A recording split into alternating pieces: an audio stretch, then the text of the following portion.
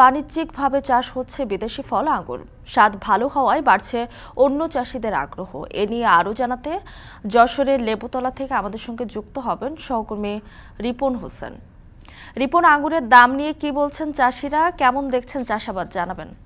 স্বাস্থ্য এবং স্বাদের মধ্যে চমৎকার একটা ব্যালেন্স করে পীর প্রিমিয়াম আয়োডাইজড লবণ।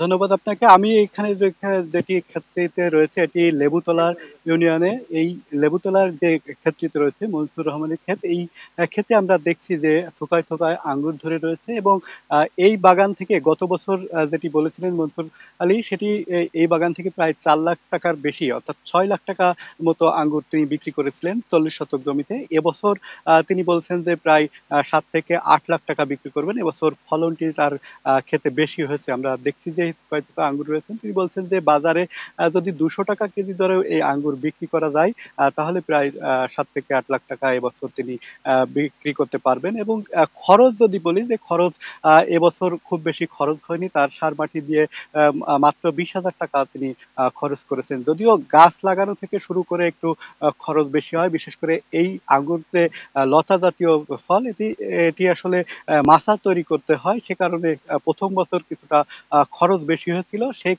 তবে এখন যত সময় যাচ্ছে তাতে খরচ কমলেও তার লাভের পরিমাণ বেশি হচ্ছে। তিনি আরো প্রায় 5 শতক জমি গত বছরের চেয়ে এবছর বাড়িয়েছেন আঙ্গুর চাষের জন্য।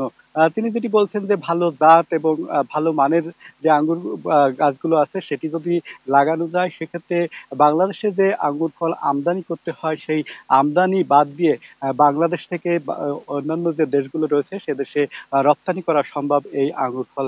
কারণ বাংলাদেশেই এই আঙ্গুর ফলের অনেক চাহিদা রয়েছে এবং স্থানীয় চাহিদা মিটিয়ে বিভিন্ন জায়গায় কিন্তু এটি পাঠানো সম্ভব হবে এবং এই সরকারি সুযোগ সুবিধা পেলে, ভালো জাতের গাছ পেলে এটি আরো সম্প্রসারণ করা সম্ভব হবে। তো এই ছিল এখান থেকে আমার কাছে সর্বশেষ মিতু।